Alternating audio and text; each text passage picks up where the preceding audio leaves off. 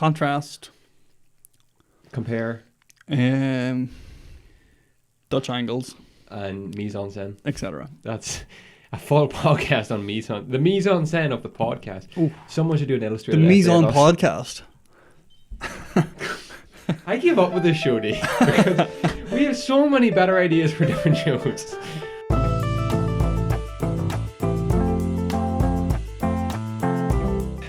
Hello everybody and welcome to the Empty Promise podcast. My name is Chris and today you join me and my best friend in the whole wide world, Mr. James D. Downey. Hello. I really want to change up that intro. That sounds very selfish the way I word the intro, where you join me and my best friend. I don't like that anymore. You want to say I? Where you I before E, except after. I think I should say hello and welcome, where you join my best friend, James D. Downey. And I. On what is. I'll make a note of that right now. No, you wouldn't do that. Why would I not? The rule of I and me is always so confusing, but I think if you take me out of the sentence, you would never say hello and welcome. You join me. Oh, you do join. Yeah, you do. No, but you wouldn't say you join I. But I'm the subject. No, we're the subject. Whom? Who? I just don't like the way it sounds. I think it sounds very Just say smuck. Smuck. What? That's like is that like smug but like dirty smug? Yeah, it's like a mucky smug. Is that that's not onomatopoeia, is it? I don't think so. No. Is that a letter? No, alliteration's. Hey, I don't know what that is. Yeah. It's like where you like splodge.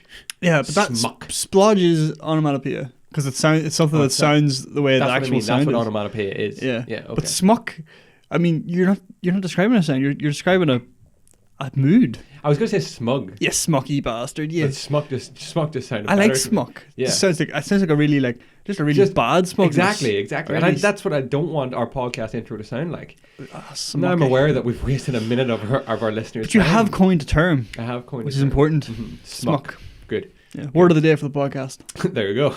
God, we could do so much better. I like smuck. It's innovative. It is the 11th of October, contrary to popular belief, before this podcast started.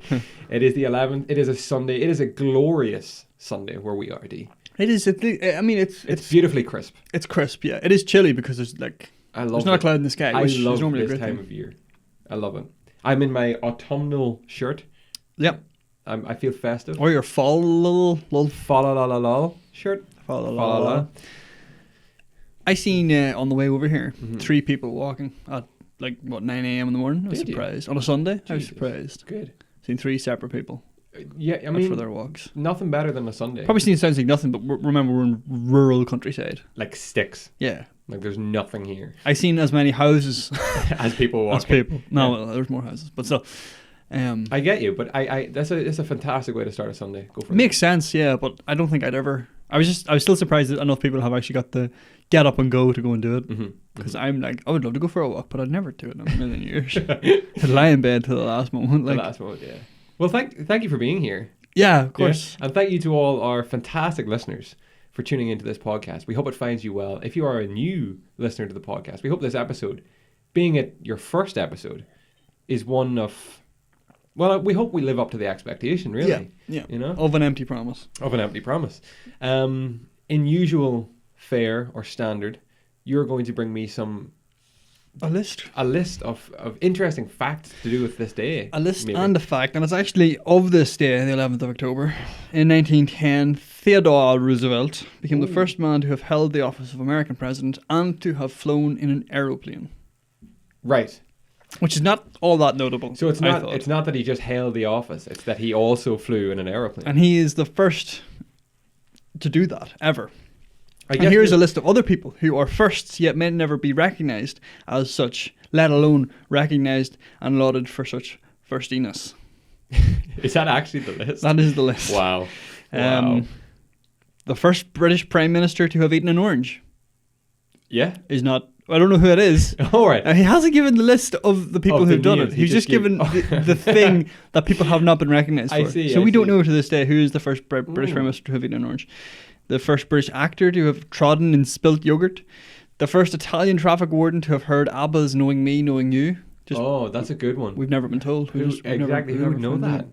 The first US postal worker to have smelt pancakes burning whilst on his or her mail route. Oh. The first Japanese diplomat to have used superglue. The first Welsh school child to have had a pet cat and dog and goldfish all at the same time. That's just greedy. The first Liverpudlian to be given incorrect change in a newsagent's when buying a newspaper, and a few other things, including a packet of biscuits. Oh. You see, that's where they get you. Yeah, that's where they get you. A lot of people have done just the newspaper, but never a packet of biscuits. The first woman to appear on British television with a very slight tummy upset, nothing to do with feeling nervous. The first French doctor to have switched from a fringe to a centre parting on the advice of friends. The first European police officer above the rank of inspector or equivalent to have a desk-mounted pencil sharpener. Desk-mounted as well. Yeah, it has to be. Screwed into the desk. Yeah, there's no moving that bad boy. Yeah. The first member of the British royal household to eat genetically modified sweet corn. Oh. I wonder when that was. Genetically modified sweet corn. Slipping around What for a was while. that like? The first Russian diplomat to have dialed the wrong number. Wow.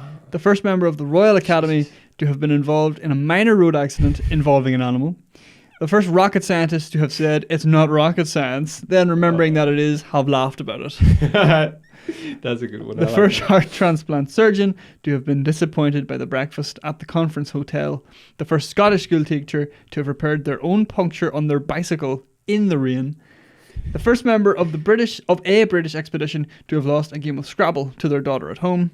And finally, the first serving member of the Salvation Army to have found an amusing article in a newspaper or magazine and shown it to their friend. That's a hell of a list.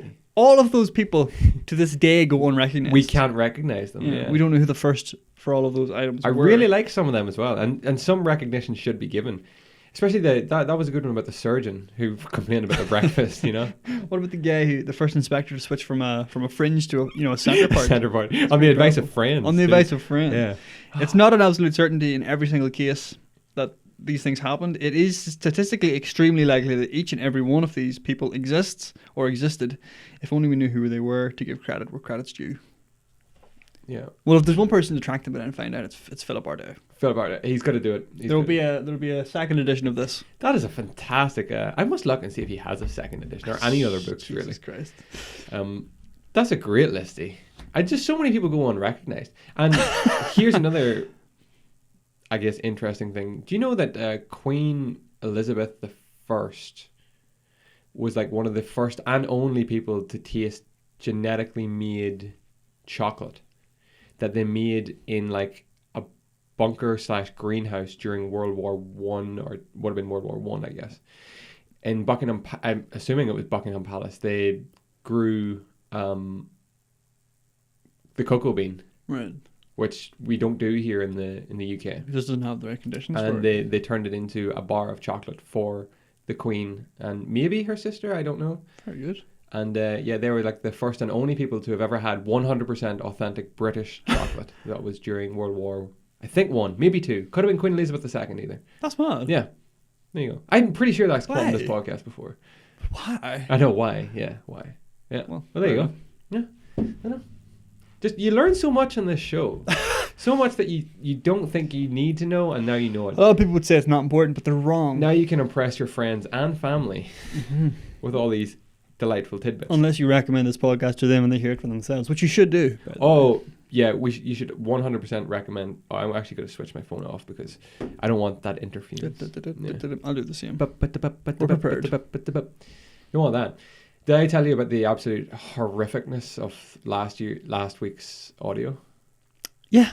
You told me that it was difficult. You never went into the specifics of it. 6 hours it took. That's the longest I've ever spent in a podcast. What all did you have to do? Right, so you did a bang-up job. You recorded your audio in a separate file than the Zoom meeting. Yep. And then you fixed it up for me, did it all nice and clean, and sent it to me, which was superb.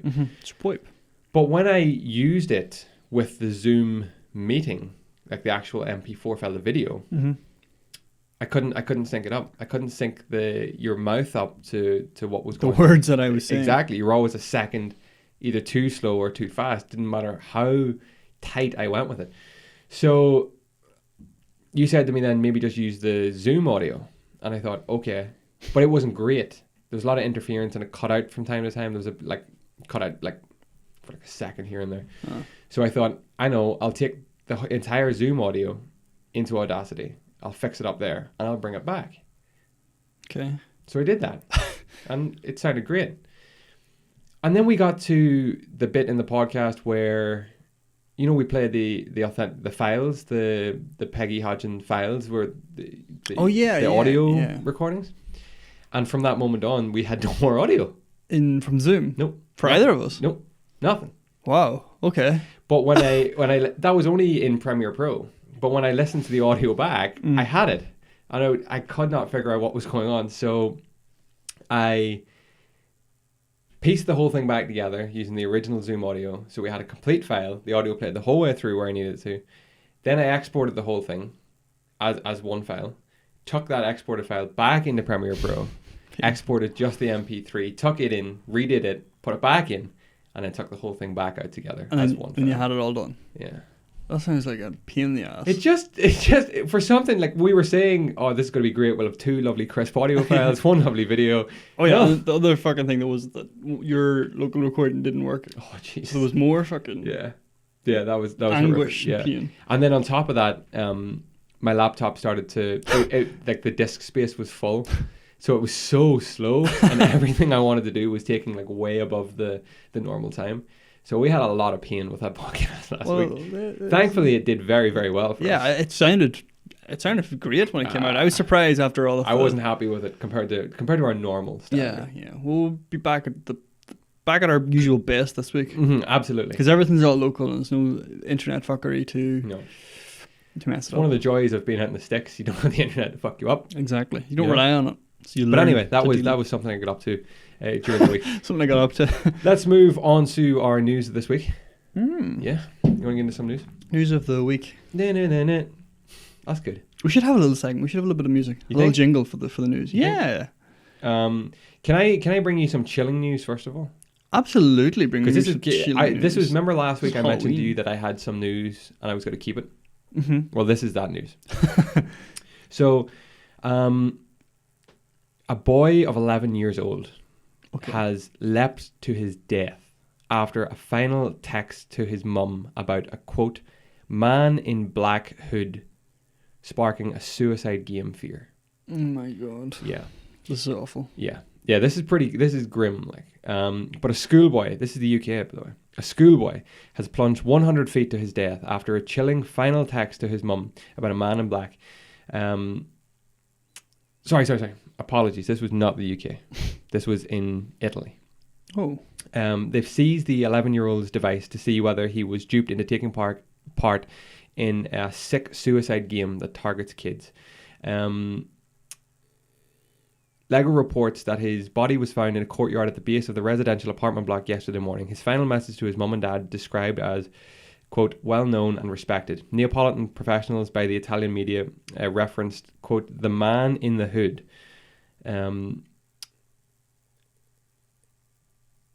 He may have died after taking part in a deadly game called Jonathan Galindo. Now, my sister was telling me about this. This guy, apparently, there's this guy, and he's like a makeup artist, and he's done like some real. Not makeup artist in the sense that we know, like from models and things. Like he just does special effects makeup artist. Yeah. But his images have been taken by whoever this is making this game and put into. Do you remember Momo last year? Yeah, I was just about to say. That's exactly what this is. And it's telling kids to do these stupid things. But the so-called game is based on a creepy-looking man with a black hood showing the benevolent appearance of Goofy from Disney, who requires friendship on every possible social channel: Facebook, Instagram, TikTok, and Twitter. The sinister game is aimed at ensnaring the very young and incites them into a series of challenges. Young people are contacted on social media and, after accepting a friend request, are told to take part in a series of challenges and tests of courage, which include self-harming. Victims are often threatened with having their personal data leaked if they do not participate. That's fucked up, man. And I have a picture here that I want to show you. That is the picture. Yeah. That's creepy. Like. That's some sick fuckos, eh? Yeah. Like, why did some even that Momo thing as well? The Momo thing. All targeted towards kids. Exactly. Like, where are you getting off? Easy targets, like, kids, yeah. It's just cruel, like. With access to the internet. But it's insane that someone would do this. you know. And I don't mean to bring such like somber news, but I seen it and I just thought, yeah, it's creepy. I want to touch on that. Like, it's weird, it's creepy, especially the picture. If I can get that picture up on the screen, I'll show you what is seen. But that's weird shit. Do you know why that picture's so creepy? It's because it's something that's like, I forget, there's like a term for it. Is it like because it's so pure, but it's in such it's something that's like so like innocent? It's a cartoon, innocent, fun, and playful, and it's turned into something sinister, which makes it like more scary than if you just seen that without any context. Yeah, because that Momo shit scared me. Like, that Momo shit never scared me, but like I was looking at that going like, yeah, this is some fucking trolls on the internet being dicks. And it wasn't until it got like more serious where it was like they're targeting kids, and there was kids who were actually like, you know, not getting to sleep at night. And then there was people who were like, believing, no, Momo's real. Fuck me, I don't know the fuck out of me. Yeah. I know like it was a serious thing and all, but like some people were like, no, 100%, like Momo she's real. That's a real picture. That's not Photoshop or nothing. You're like, shut up. That's clearly Photoshop. Yeah. And people were like, the police were involved and all. And then the police were like, oh, we've discovered that the pictures are Photoshop. Yeah. It's like, no shit, it's a Photoshop. Scotland Yard, hello. Yeah, fuck me. But it was more the fact that it was going around and it was the same thing. It was like kids, the susceptible, the ones who were more likely to believe it and all. That's crazy. Like the people who were talking to me believing it weren't kids. That's why I was annoyed. Yeah. 11 years old though, throw yourself off a balcony. That's crazy. Just awful. Like. But what kind of information would an 11-year-old have to leak? Do you know what I mean? I don't know, but like, you know, anything can be embarrassing when you're young and you don't really understand like, you know, that it's not the end of the world if something you don't want people to know gets out. So it's just it's upsetting news. That's what it is. It is upsetting news. So let's pick it up a bit. No? Actually, no, I do got something quite lighthearted. Okay. I would like some lighthearted news, please. Well, because it is about the US military. Okay. So, you wouldn't be expecting something lighthearted, but evidently the US Army is developing augmented reality goggles for dogs. Doggles, if you will. No, D. Yep. No. I won't. They're developing these to help protect their human guardians. Augmented reality works differently for dogs and for humans. Stephen Lee, an Army research laboratory scientist, has explained in a statement. AR will be used to provide dogs with commands and cues. It's not for the dog to interact with it like a human does. So it's not like kind of like the dog will see something and like chase after it. Yeah. So, the point of it is for like operators in the field to be able to control their dogs when they don't have line of sight. Oh, okay. So they can direct them and tell them to go and do things. This kind of remotely. Is so weird. And the dogs will be wearing goggles. That's super weird. Like VR doggles.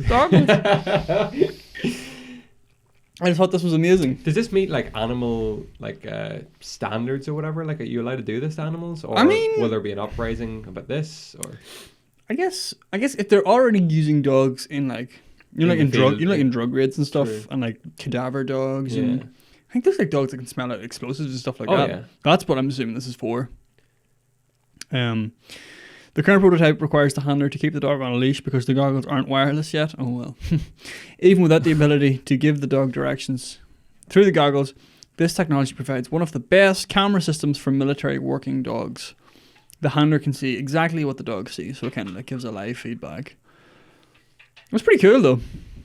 And all these things start in the military, but eventually they roll out into the public use, and you're able to like, I don't know, throw a virtual ball for your dog to chase after. So weird. Imagine that. That's too far. Like, So I'd be able to sit inside and tell my dog to do stuff outside, is what they're saying. Because the dog would be wearing goggles and would see me. Yeah. Well, no, it wouldn't see you, but like you could like. Oh, so it doesn't see you? No, it just sees like like cues. So you would train the dog to recognize like, the red arrow on the right means turn right. Oh, stuff like that, or turn around and shit like that. Okay, I get it. But you could put like a virtual ball into its eye, and it would just see it running, and it would chase after it, and you're miles away. Jeepers, like, getting its exercise.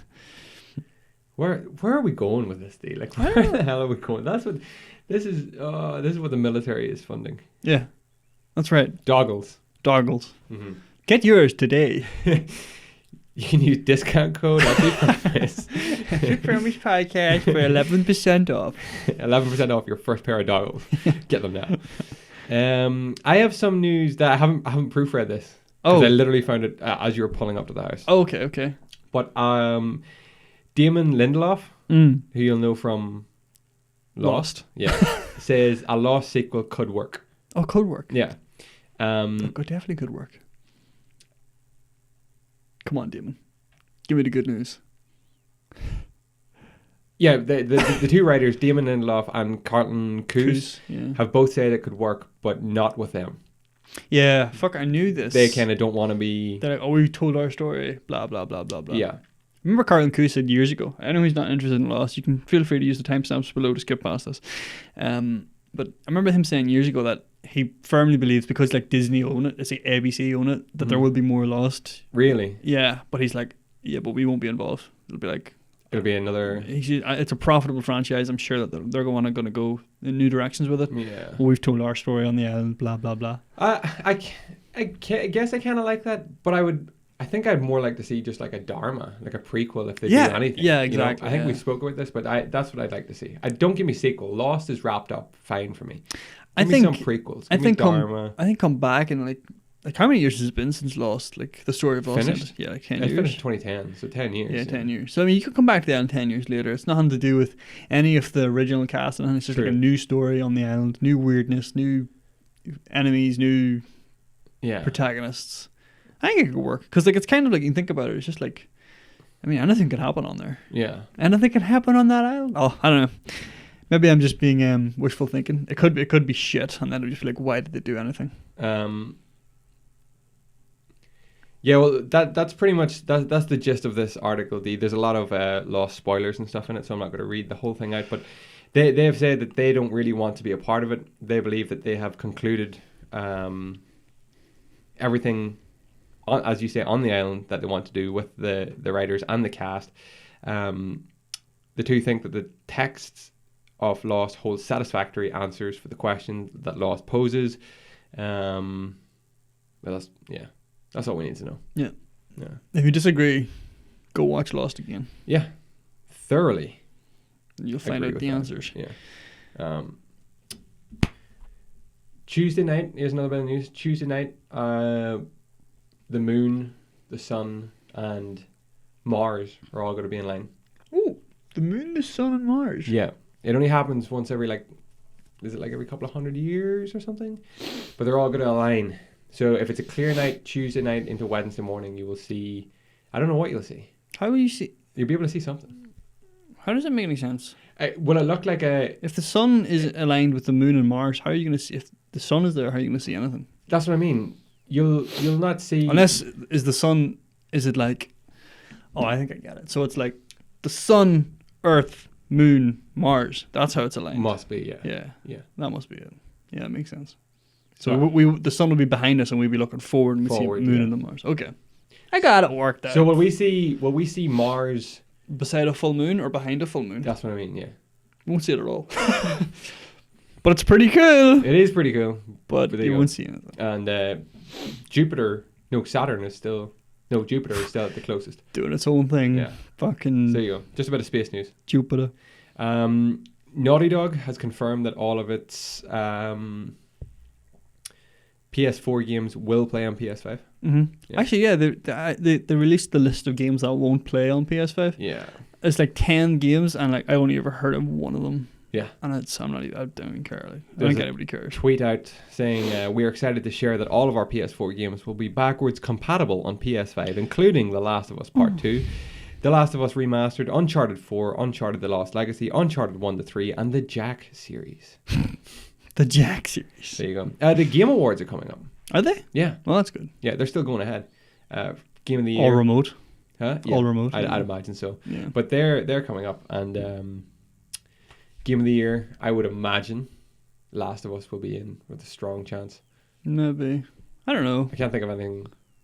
I suppose. Anything else to rival it. God. Would it be your Game of the Year? Last of Us?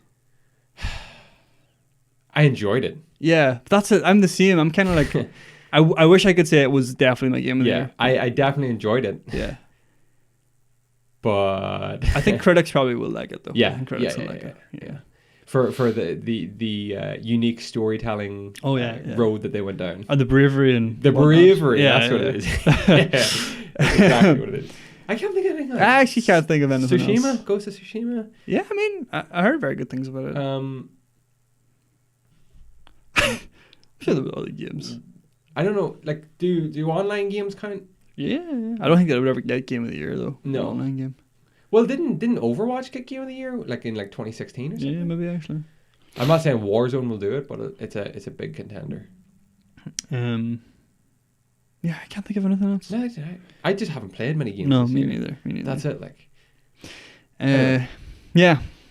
A little bit of Nick Cage news. Yes. Just to keep the streak alive. Yes. Help us with some Nick Cage news while I help myself. It wasn't difficult to spot Nick Cage on set in a Kavtat in Croatia, right? Okay. Kavtat, where's Dubrovnik? It's Croatia, isn't it? Dubrovnik is Croatia.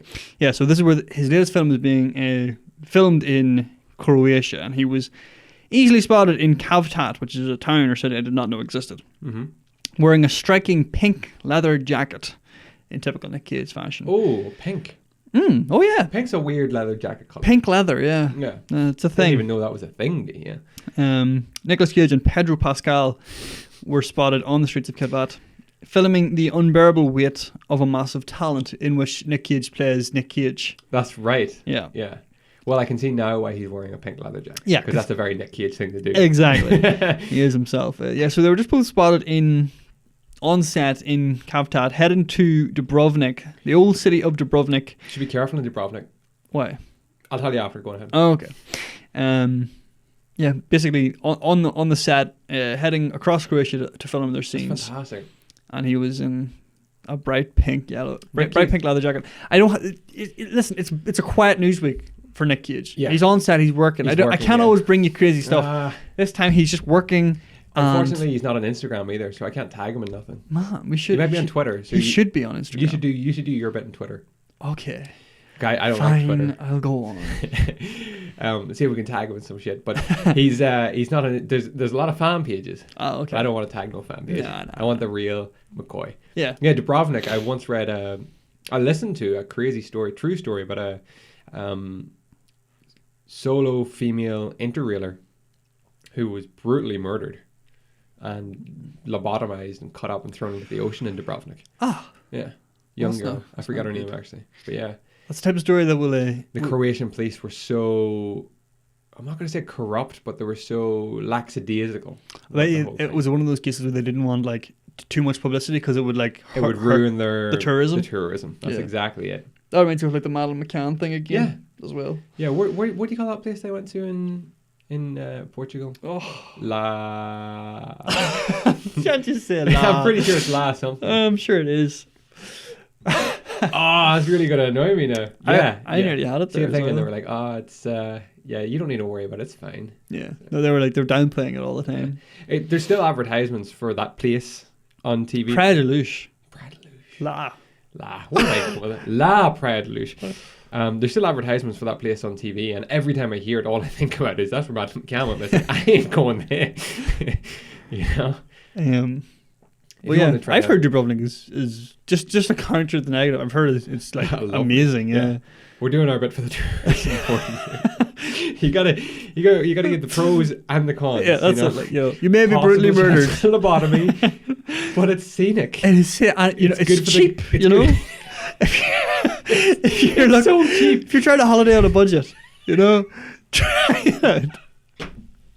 That's exactly it. Yeah. If you don't mind the threat of death, and oh god, and abduction, then yeah, Dubrovnik's the place for you. Jesus, dude. Yeah, as I say, not a whole pad of news regarding Nick Cage. He is safe and sound in Dubrovnik. That's fine. Well, unlike some who go there. I mean, with a pink leather jacket, if he ever did go missing, he's the one man who's wearing. People are going to run away from him in a bright pink leather jacket. You shouldn't. I'd run towards him. Yeah. Well, we know better. Yeah. Thank you for your news this week, D. Thank you for your news this week. I hope the people listening enjoy our news on a weekly. I'd love to hear if you always give us your comments and you always give us your questions. You always give us your criticisms. Never anything positive, you guys. Come on. But if you ever want to give us like a piece of news that you think might be interesting, by all means, or a topic that we could cover for an entire podcast. Some weird and like just unusual news. We really enjoy stuff like that, like goggles and stuff like that. Yeah. The weirder the better. I seen Dan and Cody podcast. I don't know if they're big enough podcasters out of LA, covered the same piece of news we did last week about the man cave in the underground subway. Remember I told you about that? Yeah. You see? We're trending. Brushing shoulders with the big dogs. The high and mighty. Yeah. Okay. I think it's time to get into what you all came here for. For the topic. If you've used the timestamps, hello and welcome. You are very welcome. The current day is Monday, the 12th. We're 16 hours deep to the podcast. Here we go, though, ladies and gentlemen. What you came for.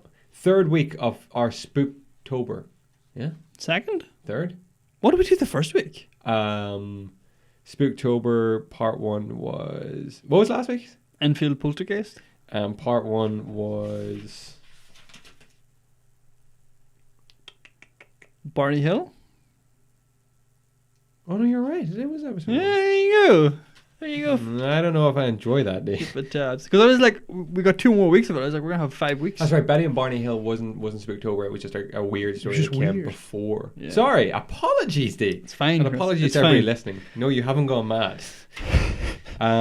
Just imagine everyone doing a double take listening. They're like, what? I missed a week of Spooktober? What? I must go back. Inconceivable. But this is week 2 of Spooktober 2020, and this week we are diving into the annals, yes, of Reddit. Sure. Reddit and the internet and creepypastas and creepy stories all over the globe to bring you the top, what we deem the top or the creepiest that we've read. Or the first that we found. Didn't want to say it, but that's exactly how this podcast works. Yeah. We're going to give you the heebie-jeebies. Yeah. It's the heebie-jeebie special. It's the heebie-jeebie podcast. I'm so sick of our podcast sometimes, dude. There's so many good names for different ones. Every week we should be the guys that do a different podcast every week. Just completely change. Rebrand, new logos every week. Every single week. Oh Spotify would shit itself. Our RSS feed may as well be the ISS. You would never find us. Yeah. You'd never find us. Talking to my dad this morning, Dee. How good would a show be where we follow the lives of people in the ISS, the International Space Station? Like life in the pod or something. For like 6 months. We just follow their lives. Just follow what they do. Yeah. Because it's all not televised, but they're always on camera up there, aren't they? How cool would that be? I mean, hopefully they get up to a lot. That'd be pretty sick. And we can go on like little like space adventures with them. They go outside and look at like stuff. No, pretty cool. Actually. That'd be awesome. Do they do the podcast? Are they part of the podcast? Or are we just like doing it about them? No. Get in contact. We get them for an hour each week. I just think that'd be class. Oh, here's one. If you are listening to this podcast in space, you are very much welcome. Oh, we didn't even think of that, Dee. That's a crazy thought, though. Where do you think the weirdest place anyone has ever listened to our podcast is? I guess we don't know. You know what? Like, I'm thinking of someone. Did you see our analytics this week? I put them on. Our analytics? Yeah, our analytics. Yeah, no, I didn't. Like we are being listened to in some amazing countries. Well, that's good. Yeah, we're officially worldwide. Yeah, and Newry has made its way into the top cities listening. Excellent. It overtook Paris, Steve.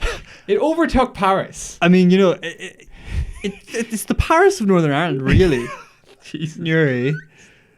It's just not. It's anything but. I didn't even know it was a city, D. I know. It's so weird. It is a city, yeah. How is it a city and Monaghan is not?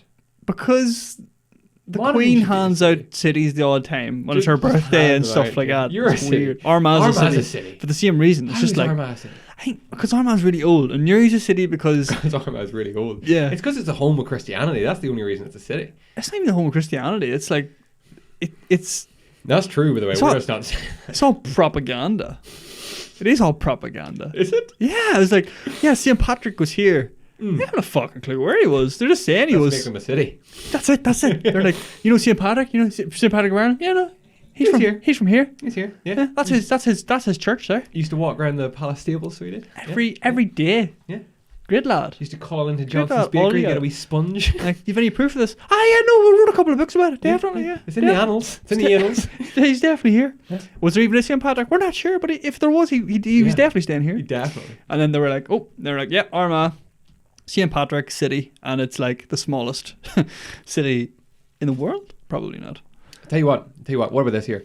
London, Sydney, Londonderry, Louisville, yeah. Malton, Belfast, Boston, Bracknell, Bristol, Lethbridge, Newcastle upon Tyne, and Newry, and Paris are our top 14 cities of last week. And Paris.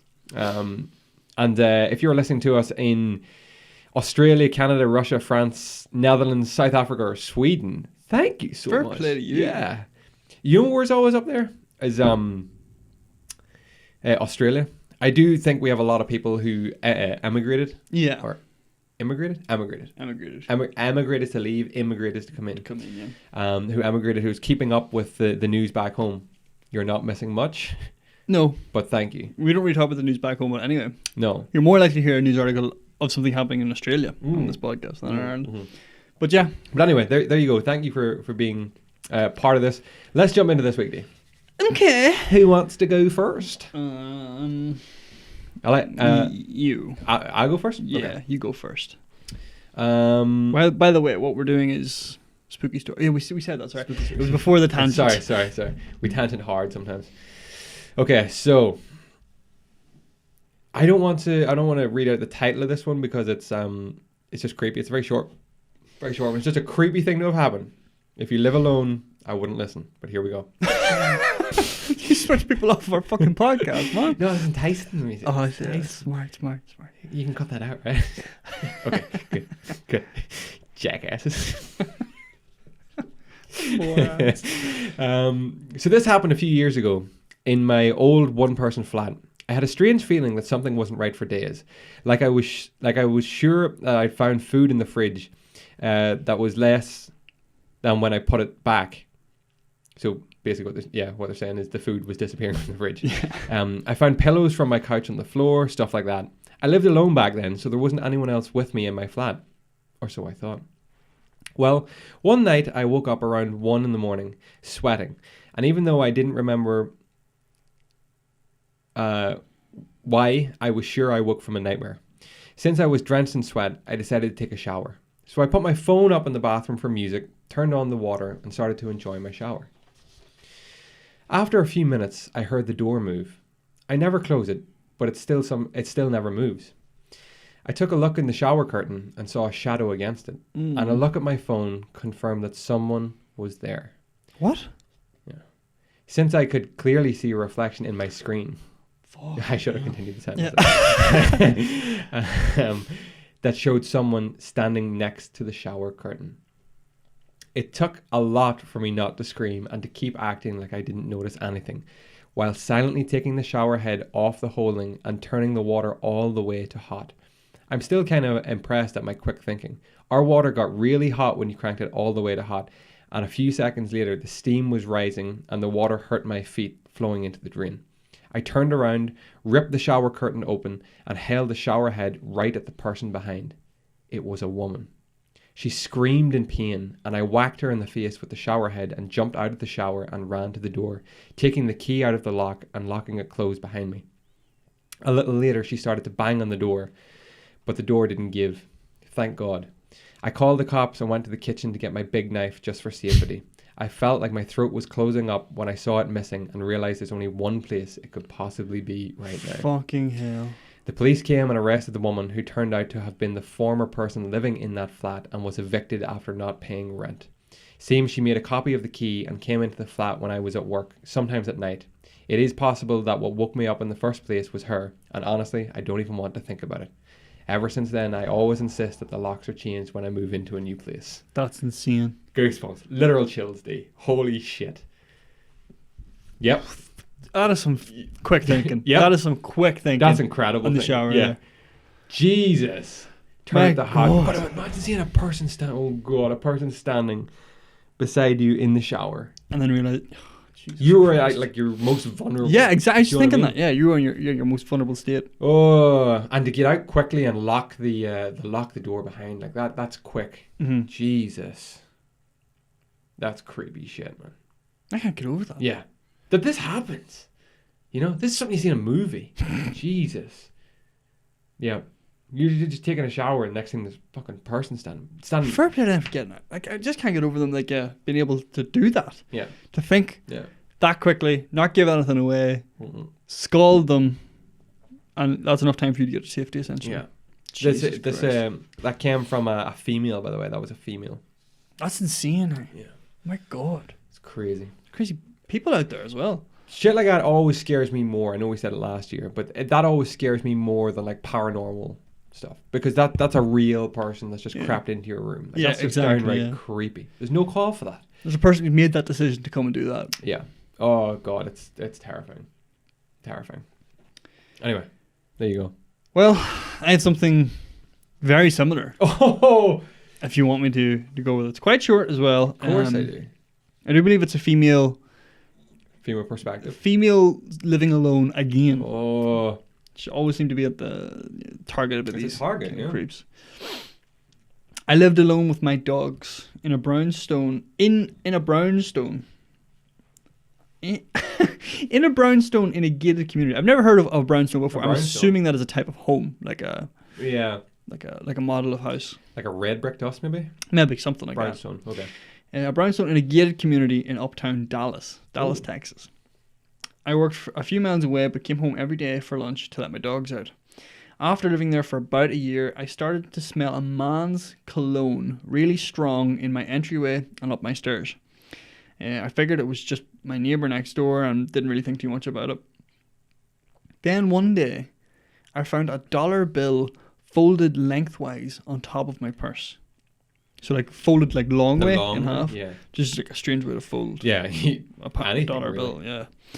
I never carry cash, nor have I ever in my life folded a dollar bill lengthwise. I thought it was weird, but kind of decided to ignore it. A few weeks later, I came home and both of my dogs were standing in front of my bedroom door, wagging their tails and staring at the door. The door was closed. I figured that they wanted to lie on my bed, but I was in a hurry, so I just walked them really quickly and went back to work. When I came home that day, there were 20 or so dollar bills folded lengthwise, placed neatly around various surfaces in my room. Never in my life have I been so terrified. I grabbed my dogs and noped the fuck out of that place as fast as I could. Yep. I called the cops, they came out, my locks were changed, but I could never be there alone again. I moved about a month later. No. When I moved... Oh, this keeps going. I found dollar bills taped to the back of pictures on my walls, under furniture, and in random places all over the place. I never figured out who or why or even how this was happening.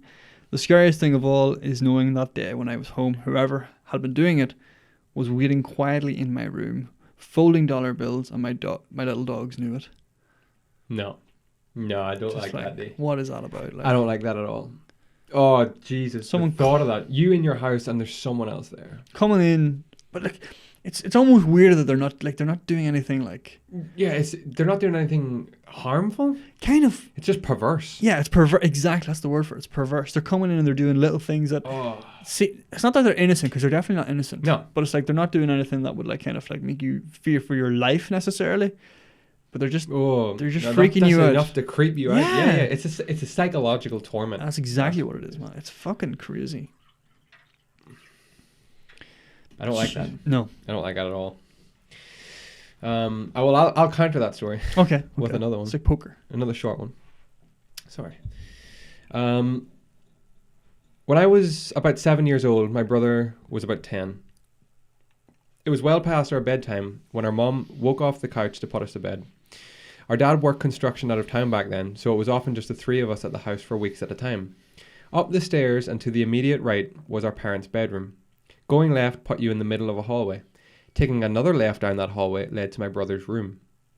The opposite end of which was my room, which was also across the hall from our upstairs bathroom. At either end of the hallway are windowed doors we always kept locked and rarely used. The door in the end led to a balcony overlooking our front yard. The door on my brother's end opened into our back porch. My brother and mum had both had a habit of waking up in the middle of the night to use the bathroom. I only knew this because I was always a light sleeper and they just couldn't help flushing with the door wide open. This night, however, my brother stopped on his way to his room and came back towards the bathroom. I'm going to try to pee before I go to bed. The past few nights I've been too afraid to walk to the bathroom. I keep seeing a man wearing stripes at the end of our hallway. No. I don't know if my mom wrote it off as my younger brother telling ghost stories or to try to scare me. To try to scare me, or if she was already half asleep and didn't catch it, but she didn't react at all to my brother's confession. I, on the other hand, was terrified by it. The fear of seeing a ghost like that at the end of a hallway through the windows is the reason I started running from the stairs to my bedroom at night. Years later, when I was about 18, my mom and I were having a conversation in her car about a dog we had for a very short time when I was little. We were sharing stories about Max's tendency towards destroying my shoes and other unruly behaviours when my mom blurted out, "Do you remember the time I opened the front door for the cops and Max ran inside the kitchen and started tearing open that big bag of dog food we had?" This really caught me by surprise because in all the years I lived in that house, we never once called the cops. We were a gun owner family in a quiet, rural WV neighbourhood, etc. I asked her what she was talking about, and she looked equally surprised, as if she had just revealed something by accident. "Oh, that's right. I never told you because you were too young at the time. One night, I woke up hearing noises outside my window, and when I looked, I saw a man staring into my bedroom." She went on to describe how turning on the lights caused him to take off running, and how she grabbed my dad's pistol before calling the cops.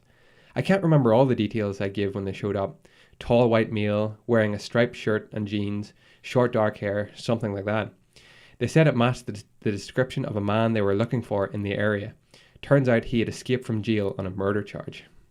Now, I know it sounds so obvious to those hearing those two stories back to back, but it wasn't until a few years ago in my mid-20s that I pieced together that my brother had unknowingly warned us about a murderer who spent multiple nights casing our home. That's insane. That's fucking... Jesus Christ. These stories, man. These like breaking B&E stories where people are just standing in the room. Like, yeah, just waiting, just doing nothing, just watching.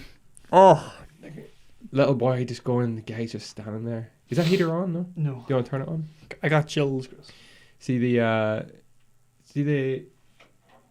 here? See the wee blue switch at the side? Push it. There you go. She heating up, boy. Yeah, that's incredible. Holy shit. No. It's almost, I know it's stupid to say it's not worse that they didn't come in and just kill everybody. Right? Obviously it's not worse. But you have to live with that now. Yeah, it seems worse that they just came in and watched. Like, it just seems like there's something, like there's no motive there. No.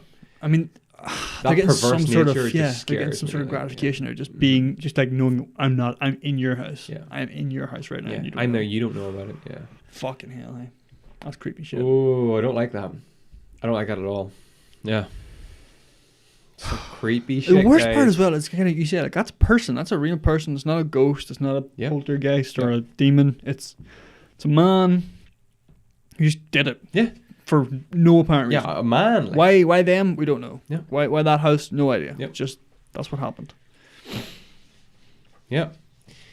It's real and it's fucked up, B. It is. Okay, I'll see your story and I'll read you this story. Okay. In 2013, my wife and I divorced. Now, this is not me. That's not my story. Okay. I'm reading a You're still happily first married. Person perspective. Correct. 2013, my wife and I divorced, and we both moved into separate homes. Oh. The divorce went well, and we are still good friends to this day, partly because we have a daughter together, and we agreed to split custody over our daughter between us. I rented an old house in a historic district in the city where we live. It was a pretty home, built in 1935, but kept up very well. I would have my daughter 2 weeks at a time, and she had a bedroom in the back of the house.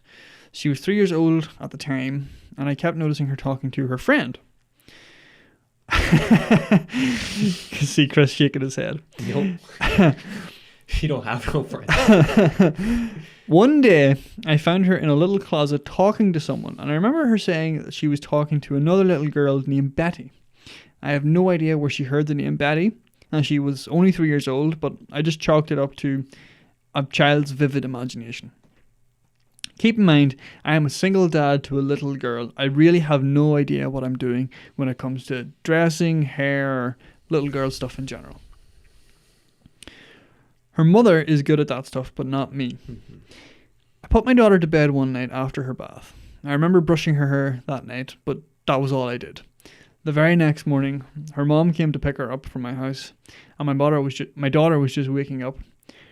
Her mom went back to her bedroom to find my daughter's hair was fixed into 2 perfect French braids.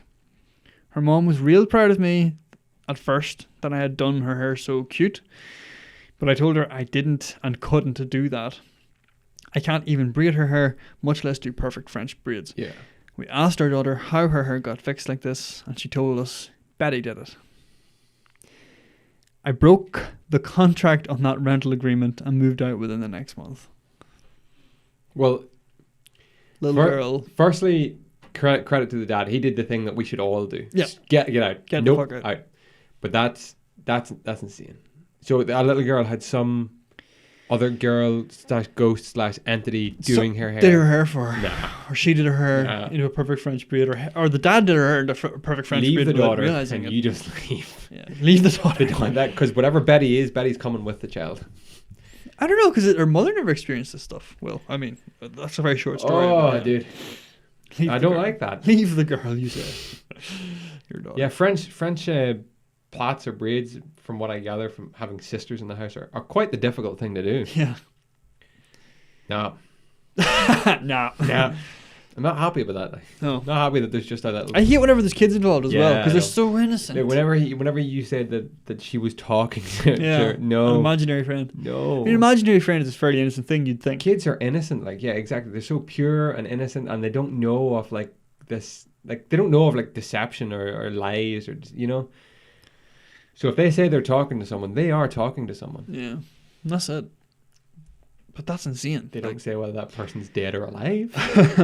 But is that even a ghost? The scariest part. That could have been a person. Could have been a person in the house again. This stuff fucking. What we've learned tonight is that this shit happens. Because he said he lives in an old historic house. Yeah. Yeah, it's haunted as fuck. Yeah. In my opinion, I don't like it. Do you have another story? I don't know if you have any more stories. I do. I have one more, and it's like a 2-parter, so I'll do that. After yours. Because I have this is the one I was gonna. This is more supernaturally, I think, than well, maybe not. I don't know. But I've got it. Mine is quite supernatural, so we're moving into the realm of the paranormal. Yeah, which on the poll on Instagram this week proved that more people prefer the supernatural than ghost paranormal.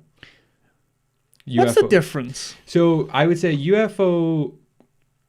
I would break it into 2 categories. You got UFO, aliens, supernatural, which would be things that are within the realm of possibility, but just kind of I would probably put myths and legends and stuff into supernatural, like Loch Ness, Bigfoot, shapeshifters, all that kind of stuff. And then ghosts and paranormal would literally just be spirits, demonic possessions. Yeah. Okay. Stuff like that. Yeah. That's how I would class it anyway. Okay. But more people want to hear supernatural. Supernatural. So more about Bigfoot and things that are within the realm of possibility, kind of, for physical things rather than apparitions. I get you. But this one's quite weird. This is known as the Rake. The what? The Rake. R-A-K-E. Or Rake. I don't know how it's pronounced. Sure. I'm gonna need some water for this one. So, 3 years ago, I had just returned from a trip from Niagara Falls with my family for the 4th of July. We were all very exhausted after a long day of driving, so my husband and I put the kids right to bed and called it a night. At about 4 a.m, I woke up thinking my husband had gotten up to use the restroom. I used the moment to steal back the sheets, only to wake him in the process. I apologized and told him I thought he got out of bed. When he turned to face me, he gasped and pulled his feet up from the end of the bed so quickly his knee almost knocked me out of the bed. He then grabbed me and said nothing. After adjusting to the dark for half a second, I was able to see what caused the strange reaction. At the foot of the bed, sitting and facing away from us, there was what appeared to be a naked man or large, hairless dog of some sort. What? Its body position was disturbing and unnatural, as if it had been hit by a car or something. For some reason, I was not instantly frightened by it, but more concerned as to its condition. At this point, I was somewhat under the assumption that we were supposed to help it. My husband was peering over his arm and knee, tucked into the fetal position, occasionally glancing at me before returning to the creature. In a flurry of motion, the creature scrambled from around the side of the bed and then crawled quickly in a flailing sort of motion right along the bed until it was less than a foot from my husband's face. The creature was completely silent for about 30 seconds, or probably close to 5. It just seemed like a long time, just looking at my husband. The creature then placed its hand on his knee and ran into the hallway leading to the kids' rooms. I screamed and ran for the light switch, planning to stop it before it hurt my children. When I got to the hallway, the light from the bedroom was enough to see it crouching and hunched over about 20 feet away. He turned around and looked directly at me, covered in blood. I flipped the switch on the wall and saw my daughter, Clara. The creature ran down the stairs while my husband and I rushed to help our daughter. She was very badly injured and spoke only once more in her short life. She said, "He is the Rake." What the fuck? My husband drove his car into a lake that night while rushing our daughter to the hospital. He did not survive. Being a small town, news got around pretty quickly. The police were helpful at first and the local newspaper took a lot of interest as well. However, the story was never published and the local television news never followed up either. For several months, my son Justin and I stayed in a hotel near my parents' house. After we decided to return home, I began looking for answers myself.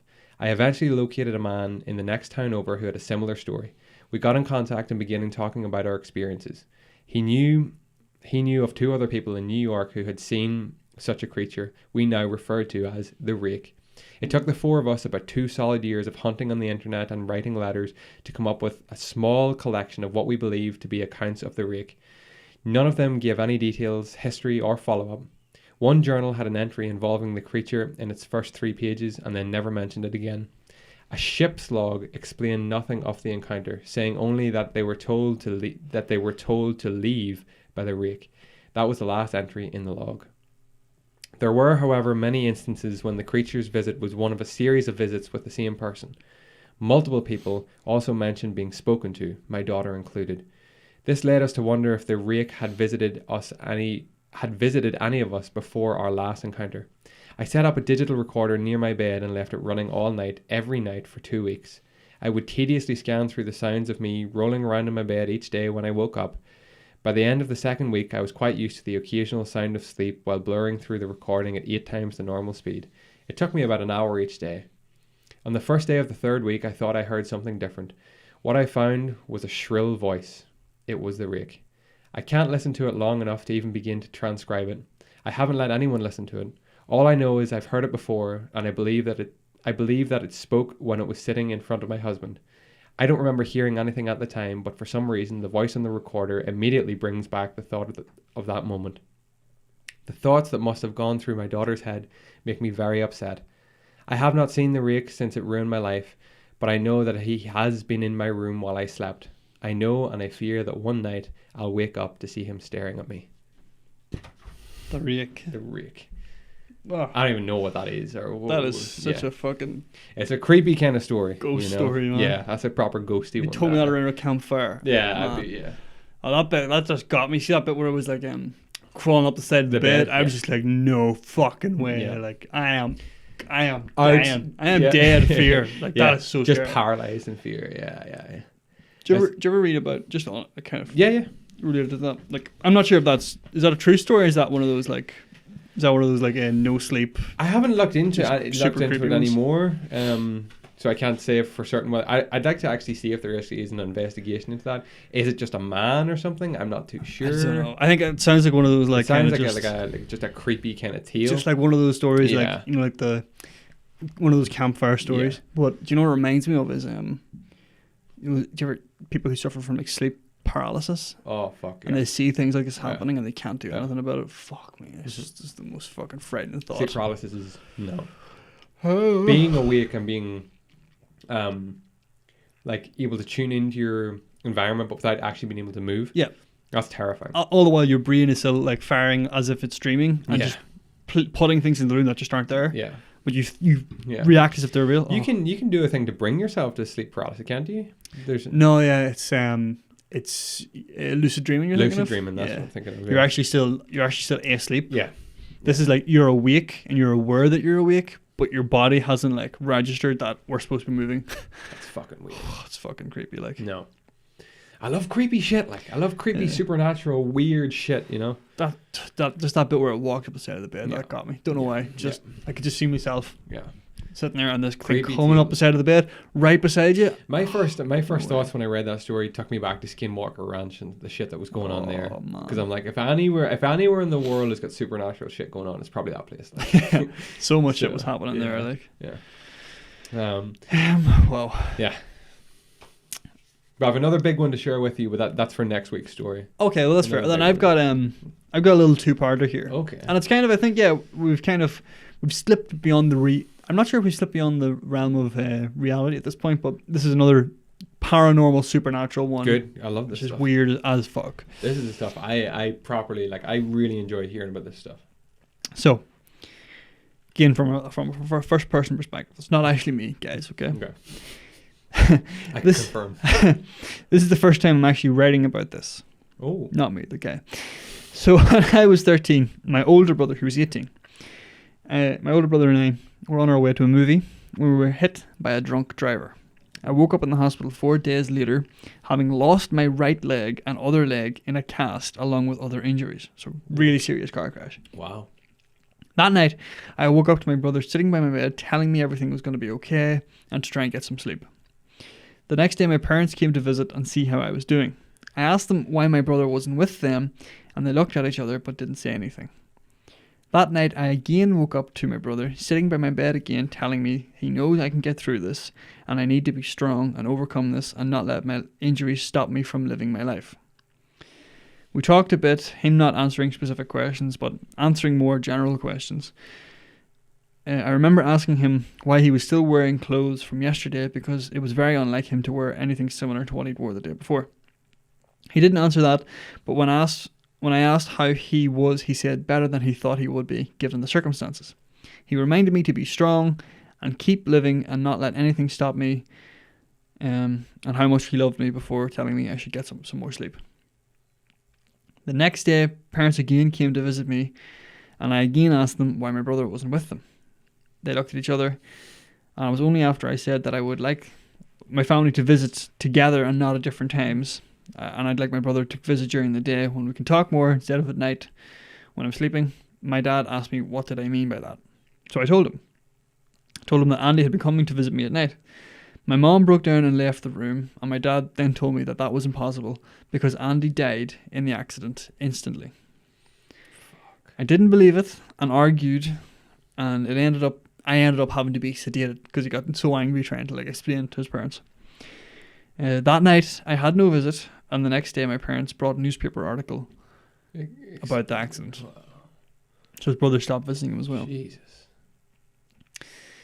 Years later, my fiancée had an experience, and having never seen a photo of my brother, she described him to a T and what he was wearing.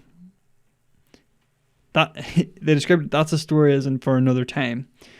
But I decided to check in to see if they updated, and they did. Oh. So we have the fiancé story as well. Whoa. About the same guy. Okay. Who she had never seen before. She had never met. Well, this is it. So he says he got permission from his fiancée to share this. So something to note before getting into what happened. My brother died when I was 13, when we were both in a car accident. My fiancée had never met him, never seen any photos of him, and she's also bipolar, so she has extreme highs and extreme lows. Mm-hmm. We've been dating for 4 months at the time and just moved in together. I didn't know at the time, but she had gone off of her meds, so she wasn't taking her medication. Okay. This all happened while I was at work, and she told me about it later. She went out for a walk to get some air because she was feeling very claustrophobic, and sort of on the fringe of a manic depressive episode. Mm-hmm. It got to the point that she thought dying would be the best option. And as she was standing at the corner of a street, she thought the best idea would be just walk into traffic. As she took a step off of the curb, someone grabbed her, pulled her back, and turned her around into a hug. arms wrapped around her, telling she doesn't truly want to do this, that everything will be okay, and that she is stronger than she realizes. Told her just to breathe nice, slow, deep breaths. She looked up at him and said thanks. She turned around and wiped her eyes because she was crying, and when she turned back, the person was gone. She told me about this when I got off work, and she wanted to put up a post online to see if she could find the guy to say a proper thank you for his help and saving her. It was when she started saying what he told her and describing him to me that my heart started beating fast. I know who helped her, or I knew who helped her. She described him as being around 17 to 18, athletic, slightly taller than her, dark brown shaggy hair, big freckle/birthmark under his eye, with a blue t-shirt that said JS Jenks in yellow letters. It brought me back to the visits I got in the hospital, the shirt my brother wore on the day of the accident, and when I saw him in my hospital bed. I told her I know who helped her, and I can't explain it. I told her that was my brother, and she said that was impossible. It was a real person. She was adamant it was a real person. And she got mad at me for suggesting, because she didn't believe in ghosts or spirits or anything like that. I asked her to trust me, and that night we drove to my parents' house, and I went to the basement and found a picture of my brother and asked her if that was who helped her, and her face went completely pale, and she kept asking how it's possible. I have no idea what to say because I didn't know, but I told her how he came to me in my time of need, and it looks like he came to her in her time of need as well. That's incredible. That's fucking unreal, dude. Yeah. I love that story. That's a great story. Yeah. I mean, it's like it's a creep. It's not even creepy. It's just a fucking great story. Yeah, it's just like a story of something really paranormal, as you said, but like a good kind of paranormal, like a guardian angel. That's kind unbelievable. Of thing. Yeah, I don't know. I was kind of like, the skeptic in me was like, he was in obviously a very bad way, and she was in a very bad way. Yeah. So maybe there was that, but the fact that she saw, like, definitely believe in that kind of stuff. She saw the spitting image of a man. Yeah. That she never met, a person she never met, but it was her fiance's brother. Wow. Weird stuff. Weird stuff. But that's really, really good. It's the spooky season, so it is the spooky season. Thank you for bringing that. Of course, of course. There's some good stories to hit us with this week. They were good. I got some chills. I got some. They're multiplying. Yeah. Oh my god, I'm losing. I know. Control. Yeah, great stories. Thank you for bringing them. We hope you enjoyed some of the spooky stories this week. We have so much more to come in the next 2 weeks of spooky season.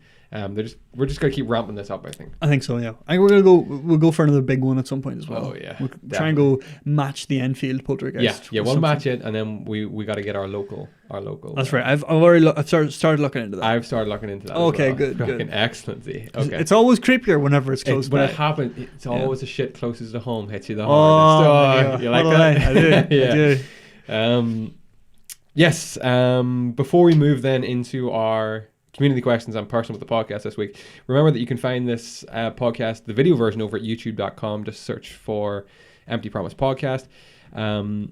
And the audio version will be available on all podcast hosting services. Just search for Empty Promise Podcast. If you want to get in touch with us with questions, comments, or queries, you can do so at any of our social media.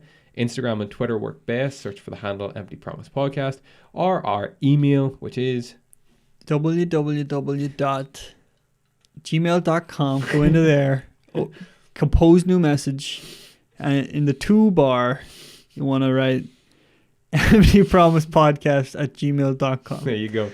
And you hit send. Because no one uses the email. Write something and you hit send.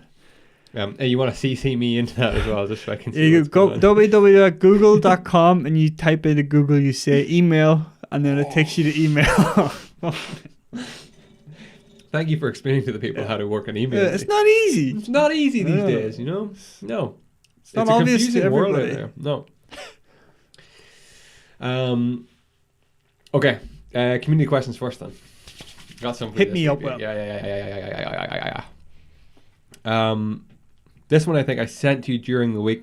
It comes from Michelle Callahan on Instagram. And she asks, when you awaken from a dream, how do you know if that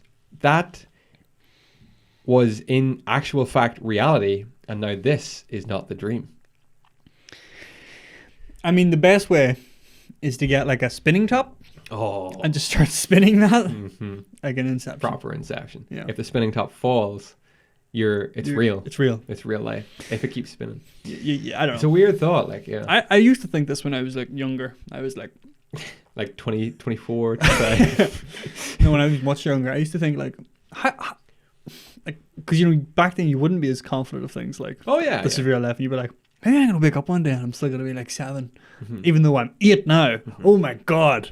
Yeah. Oh yeah. Right enough. Yeah. You're like, I imagine waking up at like maybe 10 years old, but you still remember everything from your dream. Yeah. And you're like, that'd be so weird. What the fuck? I know algebra now, but I'm 10. Do you dream much? I definitely do. I don't remember my dreams very well though. Have you ever thought about keeping a dream journal? I used to keep a dream journal, yeah, for a while. I think that'd be fascinating to read. I did it for about, I tend to do it for a much longer period of time. I did it for about a week or 2. And it's frustrating at times though. Why? Trying to recall? Because you will wake up and you will be like, I know I was dreaming about something. And you just can't. You can't recall it. I mean, you'll get the gist of it. And I remember writing down things like, I can't quite explain what I'm trying to say here, but it was something to do with blah blah blah. There was a cow and a goat, and there was I don't know. I'm sure it probably, like, with practice and with the age, you probably might get better at actually very true jotting them down. I'd love to keep one. I never have. I am notorious for, like, I'll be doing something in my head while I'm sleeping. Like, there'll be like some task that I'm doing in my dream, and I'll wake up like half awake. Some like Laura or something wakes me, and then I'll be trying to like get back into that mental state of, oh no, I'm trying to do something here. No way. but you're awake at this point. Yeah, I'm like semi-awake. And I was like, wow. But Laura's like, what are you talking about? I'm like, no. Yeah. I'm trying to explain to them like what I'm trying to do, and then I'm realizing as I'm trying to explain, I have no idea what I was doing. What you were doing? I was dreaming, but I'm just like, no, you don't understand. You weren't there. I think dreams are fascinating. Oh, they are so weird. Like just the shit that like subconsciously like your process, like your brain is thinking about and processing. And you've read Matthew Walker's. Oh yeah, yeah, unbelievable. It's crazy. Yeah. Like Why We Sleep. Why We Sleep. Isn't that the book? Mm-hmm. Yeah, that's a great book. Yeah, like it's weird, like, and then we kind of touched on it earlier. Like lucid dreaming is a thing. Yeah. You can be aware that you're dreaming in your dream and do things. Yeah. My sister said she's experienced that before. That's pretty cool. Where she kind of felt like she knew it was a dream. So not that she could do anything, but she was just aware. It's okay. This is a dream. Yeah. I've never had that feeling before. I think that'd be pretty cool. You can train yourself. You can. I remember you telling me this before. Yeah. To answer your question though, I don't know how we know that this is reality. Well, I mean, if you want to base it on the lucid dreaming thing, there's a couple of things. There's a couple of tells. Oh, okay. Name the tells. Clocks don't move in dreams. Right. Clocks don't like tick tick tick tick tick. Okay. All clocks will be like the same time regardless. Like it'll be like, the clock will always say like 1 o'clock. 1 o'clock. Even if it's like, well, what's a good example? Like if it's pitch black or something like that, you know. And the clock. It'll say 1 p.m. Okay. If it's a digital clock, you know, like the clocks always say the same time. They don't change. Okay. Because your brain isn't keeping track of time. There's something as well, like, this is kind of handy. Faces aren't always there. So people will be there, but they won't have faces. But it'll be fine. It'll be normal. Okay. You don't have to worry. It won't be weird. Is that just because subconsciously you can't piece their face? Like you're not putting all those details on it. Wow. There's other things as well, but I think like Inception is a good rule of thumb. It's like things like spinning tops don't stop. Something that you know how it works in the real world. Yeah, I think it's anything that like time has an effect on doesn't happen in a dream. Okay. So like something can fall forever in a dream, even though it gets to the bottom, it just keeps falling, despite the fact that it has to get to the bottom. Stuff like that. It's so weird. It's so fucking weird, dude. Yeah. I love that stuff. And to quote Rust Cole from True Detective, I don't sleep anymore. I just dream. There you go. How deep into Detective are you right now? Oh, I've finished it long. Oh, very good, very good. Yeah, it's just I enjoy rereading some of his best quotes. Second question this week comes from Deal B. Again, thank you, Deal, for getting in touch. Does James D. Downey believe in aliens? Aliens, yes. Yes. As in like life outside of Earth. Yeah. All right, I'm assuming so. I think if I can pull up the full question here. Absolutely believe in aliens. Aliens that have visited Earth, I'm not convinced. Really? No. Just because I'm just like, right, okay. Nearest star is 4 light years away. Yeah, that's 4 years at the speed of light, and we can't get anywhere remotely close to that. Like I don't even know how people can just the thought of something making its way here. But what if... And then not like making a big fuss out of it. But what if, right? What if on a different planet, like somewhere, a different solar system, whatever, this other race, human race, whatever, let's say they're like Stone Age is like our age now. Do you know what I mean? Like their Stone Age was like that. That's how advanced they are. Like their initial. Yeah. So maybe they've already perfected like light speed travel. Right, but okay, that's fine. But if they've done that, I don't see how they would have arrived here and not like telegraphed it, or how we wouldn't have noticed. They're traveling at the speed of light. Maybe they don't. Oh, you mean like actually physically notice it? Yeah, like I mean, well, how do they get here? Like, well, didn't Bob Lazar say that? But that Bob you could Lazar... bend, like if once you learn how to bend gravity or something, isn't it? That you're basically invisible. It's like a shield. Yeah, I don't know. I'm not convinced of that yet. How do we not like see like if they have all this advanced technology? Surely there must be like footprints like left in the sky. Like we can see things that are like billions of light years away. Although that is that's the other thing as well. It's like things that are billions of light years away. We're seeing that a billion years ago. A billion years, yeah. Well in the past, yeah. So it's like I don't know. I am like. Yeah, very confident there's life out there, and that there's intelligent life. But I do believe this would make a fantastic full topic on the podcast. Man, we could talk about this all night. But I'm convinced that if people have visited or something has visited. Aliens have been here. Yeah, I don't know if I like the term aliens because when you say aliens, you just think of like little grey or green beings with big heads. Yeah. And skinny arms. Extraterrestrials. Extraterrestrial, yeah, things that are not terrestrial. Not of this earth. Not of this earth. I do believe have visited. Yeah. I'm a huge believer in Bob Lazar. Yeah. Yeah. I'm less confident. Are you? Bob Lazar. Yeah, I'm not. Why? What sways you? Just one man's opinion, like something conspiracy in general, right? Mm-hmm. I think human beings aren't very good at keeping secrets. Especially when there's like large amounts of humans and like programs involved. So like the fact that he's the only one to speak out from a program like that, I'm like, well, it has to be. Well, maybe he was just afraid though, wasn't he? You know. Yeah, but why did other people after he came out? Why did no one else make up their? Threats were made then in his life, so maybe everyone thought, I'm not risk of life. I don't know. I just think like maybe they were silenced. I think if you just believe one person, then what if Bob Lazar changes his story tomorrow and says, "Actually, I made it all up"? True. Would you stop believing him straight away? Or would you still think, maybe he's covering something up? I would think he's covering something up. Yeah, that's my point. You can't go by just one person's word because he could change it tomorrow and then you're kind of whatever. So I think I need other people to like to back it up a bit. Or not even other people, just like a little bit more evidence. Something more conclusive. Yeah, something more conclusive. That's it.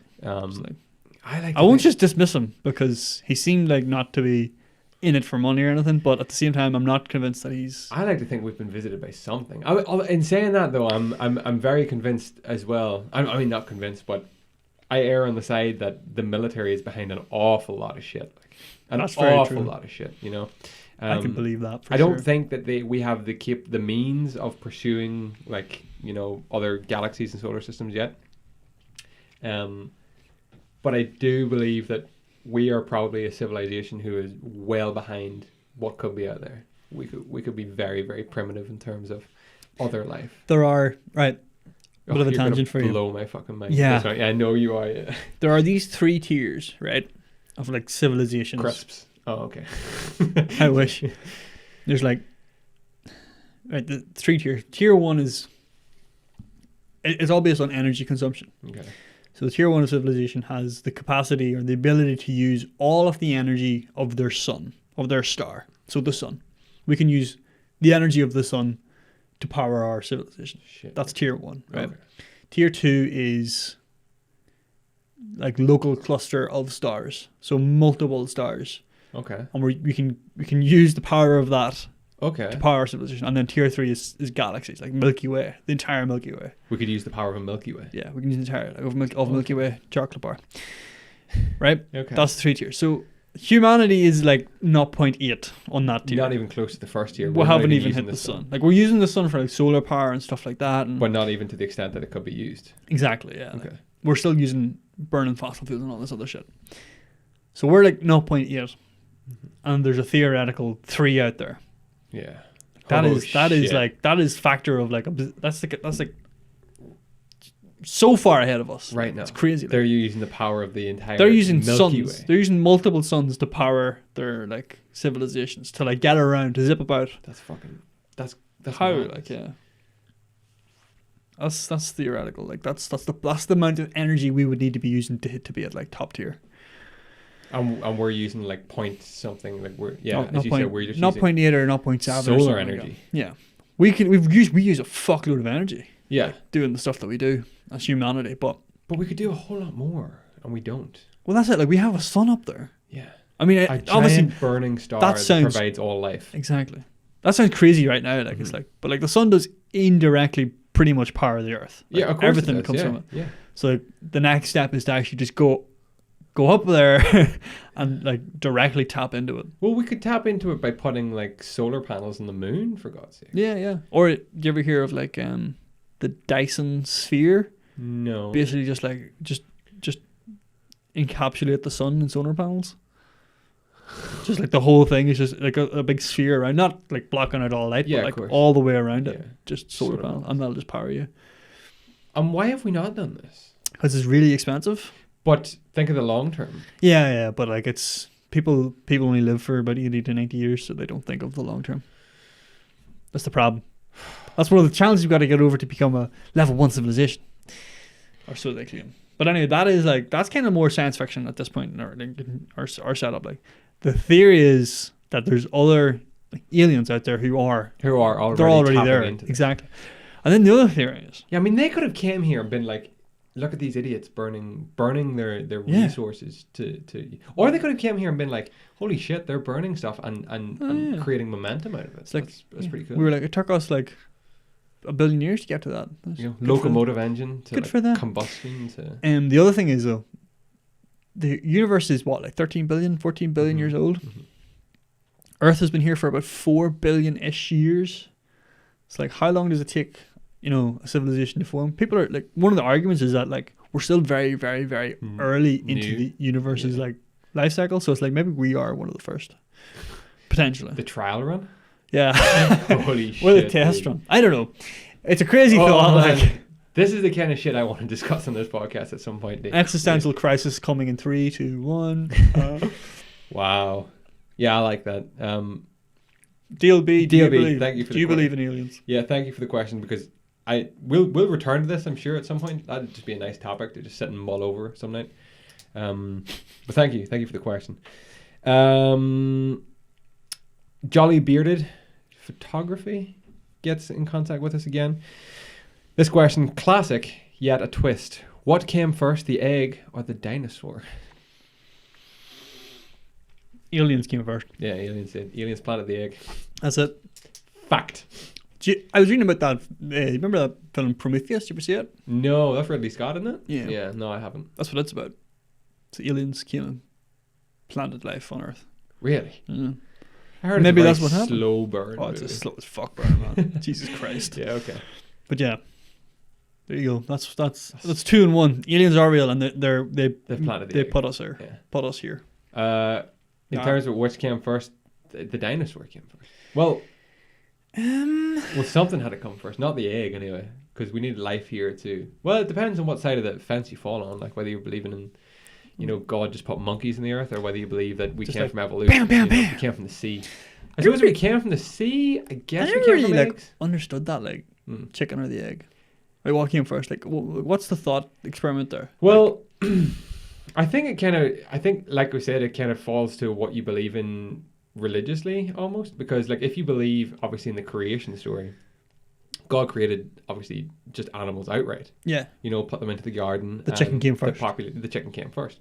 Whereas if you believe evolution, yeah, they can go hand in hand, then obviously we came from the sea. So I would imagine, well, again, the chicken would have to come first, wouldn't it? Yeah, some sort of pre-egg animal. Yeah. But yeah, like, is that the way you're supposed to think of that question, or is it meant to be like kind of like does a tree fall in the if a tree falls in the woods, does it make a sound? Kind of one, I don't know. I don't know. It's did the dinosaur come first? every time I think about it, if the dinosaur came first, why did it cross the road? You know what I mean? Oh, there's too many big questions here today. But this is the hardest I think my brain's ever worked on a podcast. Oh, on a Sunday morning. Oh yeah, this is probably definitely the hardest my brain's worked before 11 a.m. Jesus, in a long time. What came first, the dinosaur or the egg? The egg. Dinosaur. Okay. We'll agree to disagree. Yeah. Because every time I start thinking about it, I'll change my Chickens are dinosaurs. Yeah. Kind of. Like, isn't it weird? Whales used to have legs. Wheels. Right? The animal that you said you'd like to be 10 times the size. I don't know. They had legs. Do you know what they still have to this day? What? They have like knuckles. That's fucking like, why does a whale need knuckles? Because it used to have legs and paws. So it still has like the like, they're not fucking functional, but like the bones. That's fucking evolution. There you go. Oh my god, imagine if like they de-evolutionized, or would it be re-evolutionized? Devolution, yeah. Devolution. And Devolution. they started growing legs again and came back onto the earth. Yeah, that'd be fucking mad, hey. Yeah. Imagine they just like all of a sudden we started noticing that whales suddenly don't need to spend as much time under the water. They spend a lot of time on top. Do you know whales don't? Well, they don't. They do have to be in water, but like they don't. They breathe air. They breathe oxygen. Yeah. So they got to surface every once in a while. If they could get food on land, they could technically live on land. Oh Jesus, that's weird. Holy fuck. Yeah. That one time they come to the earth, they could just walk up on the land. Imagine being on a beach or something, and a blue whale just coming prodding out of it. Jesus Christ. That's your Loch Ness monster for you. Oh my! That's what I mean. It's a walking wheel. A walking wheel. The reason whales are in water though is because they're so big. If they tried to walk, like they just break all their bones. Like if they had legs and tried to walk, the size that they are, they would break their bones. So they need to be in water so that they can float, or like not have to carry their own weight. Oh yeah, because the volume displacing thing. No, it's like it's just that like a certain point, like bone just can't buoyancy. Maybe that's why like giant squids can get so fucking big, because there's no limit. Like to how they don't have to support their own weight, so they can just keep growing. What about crocodiles though? Because they keep growing and they support their weight. I know that their legs are quite. Maybe that's why they're quite low. Maybe that's why they never grow up into like imagine seeing a crocodile the size of a horse. Yeah, no, that's not gonna work. Like big fucking legs on it, you know. Yeah, that wouldn't work. No, it's got to be nice and low. Low and flat. Yeah, like literally just feet. Yeah, it just nearly supports its weight on its belly. But they're so quick. They're bastards. Oh my goodness. This is some weird shit. What was the question? Chicken or the egg? Chicken or the egg. Chicken or the egg? Wheels came first. Do you know what your answer is? Yeah. Horse-sized crocodiles. Yeah, horse-sized crocodiles. Yeah. Oh my goodness. Next question comes from my sister actually. Oh, very good. With would you rather? Would you rather be able to time travel or freeze time? Time travel. Time travel, as in travel forwards or backwards in time. Yeah. Or freeze time. I think freeze time. Why? Time travel. Could open like so many doors. So many. It could wreck the world. Like imagine going back. Save the world. Could it? Yeah, I guess it could. Yeah. I don't know, but like we could go way forward and be like, listen, I have come from the future. What happens if you go into the future and say I've come from the future? We have cars and automobiles, and they're like, yeah, we had those for years. Right enough. Yeah. I've come from the future. We have computers we have in our pocket. And they're like, what? Fucking ancient. But yeah, like, right, imagine you did go back in time and killed Hitler, right? As a baby. Mm-hmm. Did that, right? And then do you go back to the current time? But can you come back to the current time? Because if you come back to the current time, it wouldn't be the current time. It's not the same timeline where you gain the ability to time travel, because Hitler's dead and everything changed. Butterfly effect. Exactly, butterfly effect. So basically we need to be able to time travel with no butterfly effect, but to be able to change things though? Change things. That it doesn't work. That's not how time works. Unless it's one of those situations like Lost where everything's already happened. So you go back in time and try to change things, but you realise everything you tried to change already happened. Oh, it's so. And it's just a self-fulfilling prophecy. No I would like. There's obviously what do you call that? Not conclusions, theories as to what would have happened if like it was a Franz Ferdinand wasn't assassinated. Is that World War One? Mm-hmm. Like what? Like or Hitler, as you say, wouldn't have happened, or hadn't have been born, or whatever. Like, it's such a different world. Theories, theories. God only knows. For that reason alone, I think I'd go with freezing time. Because you can have fun with it. You don't have to worry about the implications of what's going to happen. What if someone's just about to, like, Donald Trump is just about to press that big nuke button? You freeze time. Stop him. Rip off his arms. Yeah, we don't know why. Yeah. Not even like disable the button. Just rip off. No, sorry, so we can never do it again. You bastard. Yeah, no. Yeah, I guess you'd have less opportunity because obviously if you hit the button and you didn't know to freeze time, you're screwed. But well, if you can travel back in time, you can just go back. You can freeze a nuke in the air. We still have to know what's happening. Right as the nuke's about to hit, you freeze time.